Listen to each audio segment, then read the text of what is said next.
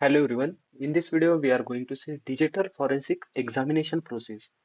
Last chapter में हम लोगों ने जो डिजिटल फोरेंसिक प्रोसेस देखा था उसका ही सेम टाइप है लेकिन थोड़े से वर्डिंग्स डिफरेंट है इसलिए हम लोग इसे इंक्लूड कर रहे हैं चैप्टर में।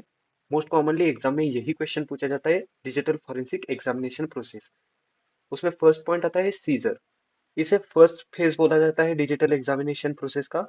इसमें जो डिजिटल एविडेंसेस होती है उसे सीज किया जाता है, ट्रांसफर किया जाता है safely to the forensic lab.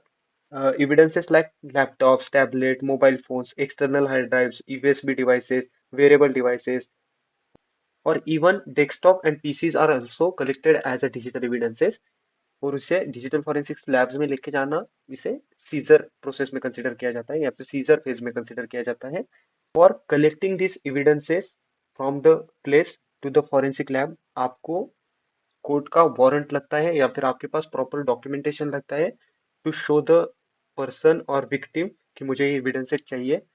और आप एक professional well trained digital forensic investigator हो तो ही आपको ये प्रोसेस थमाया जाता है या फिर आपके पास ये टास्क आता है कि एविडेंसेस कलेक्ट करना एंड ट्रांसफर करना। तो उसे सीजर फेज में कंसिडर किया जाता है। Next phase is acquisition. In this phase examiner start his actual work. Means उसका जो एक्चुअल वर्क होता है वो इस फेज से स्टार्ट होता है। इस फेज में हम लोग बोल सकते हैं कि एविडेंस के डुप्लीकेशन बनाना, प्राइमरी एविडेंस जो होती है उसका डुप्लीकेट्स बना के उस पे इन्वेस्टिगेशन परफॉर्म करना स्टार्ट करना, ये सब इस फेज में आता है। फॉर एग्जांपल अगर हम लोगों को वोलाटाइल डेटा मिला है, रैम मिली है तो उस पे लाइव एक्विजिशन करना, उसका डुप्लीकेट बनाना, या फिर स्टैटिक एचडीडी मिला है, हार्ड डिस्क में जो डेटा स्टोर्ड होता है वो मिला है तो उसका डुप्लीकेट बनाना इस फेज में स्टार्ट हो जाता है, उसे एक्विजिशन बोला जाता है। क्योंकि डिजिटल फॉरेंसिक का एक रूल रहता है never examine the original devices. तो ये हम लोग आगे आने वाले वीडियोस में देखेंगे, लेकिन जो ओरिजिनल डिवाइस होता है उस पे कोई इन्वेस्टिगेशन परफॉर्म नहीं किया जाता, उसका डुप्लीकेट्स बना के ही उस पे इन्वेस्टिगेशन परफॉर्म किया जाता है। और वाइल डुप्लीकेटिंग सम राइट प्रोटेक्टेड ऑपरेशंस भी उस पे किए जाते हैं, जैसे कि हम लोग जब डेटा कॉपी कर रहे हैं या फिर पेस्ट कर रहे हैं तो उसी टाइम कोई राइटिंग ऑपरेशन या फिर कुछ डेटा लीक होना ऐसे चांसेस ना हो, इसलिए प्रॉपर टूल्स यूटिलाइज किए जाते हैं इसके लिए। सम cryptographic techniques like SHA algorithms or MD5 hashing techniques are also used to verifying the integrity of the data। Means अगर original data and copied data same है तो सेम हैश वैल्यू जनरेट होगी, अगर डिफरेंट है तो different hash value generate होगी। तो इस हिसाब से हम लोगों को समझेगा कि जो हम लोगों ने कॉपी बनाई है वो सेम एज ओरिजिनल बनी है कि नहीं बनी है। तो ऐसे टेक्निक्स भी फॉलो किए जाते हैं, डिफरेंट डिफरेंट टूल्स यूज किए जाते हैं इमेज बनाने के लिए, वो हम लोग आगे आने वाले सिलेबस में देख लेंगे। Next phase is analysis. In analysis, acquired forensic image files are investigated using a set of tools to search for interesting leads within the acquired image।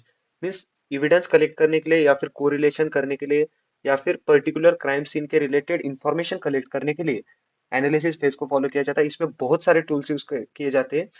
Simultaneously हो सकता है, एक के बाद एक हो सकता है, या फिर डिफरेंट डिफरेंट टूल्स का कलेक्शन एक साथ यूज किया जा सकता है, जैसे कि एफटीके मेजर हो सकता है, वोलेटिलिटी फ्रेमवर्क हो सकता है, एंड डिफरेंट डिफरेंट टूल्स होते हैं उनको यूज करके एनालिसिस पेज परफॉर्म किया जा सकता है।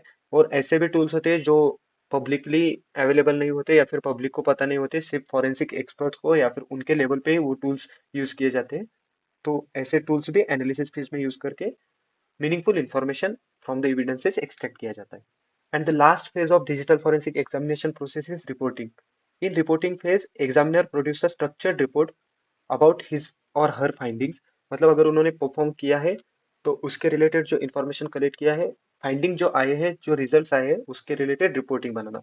रिपोर्टिंग का फायदा तो आपको पता है कि इन फ्यूचर उसको रेफरेंस कंसिडर किया जाता है या फिर इन फ्यूचर ऐसा एक्टिविटी ना परफॉर्म हो उसके लिए इस रिपोर्ट को फॉलो किया जाता है।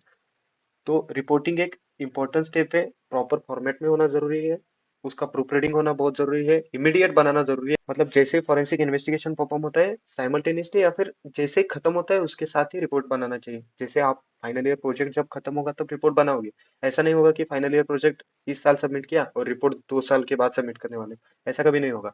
तो रिपोर्टिंग भी इमीडिएटली करना बहुत जरूरी होता है, वेल स्टैंडर्ड फॉर्मेट में रहना जरूरी होता है, जिस फॉर्मेट में बताया गया है उसी फॉर्मेट में बनाना चाहिए, स्टैंडर्ड रूल्स को, स्टैंडर्ड फॉर्मेट्स को फॉलो करके बनाना चाहिए।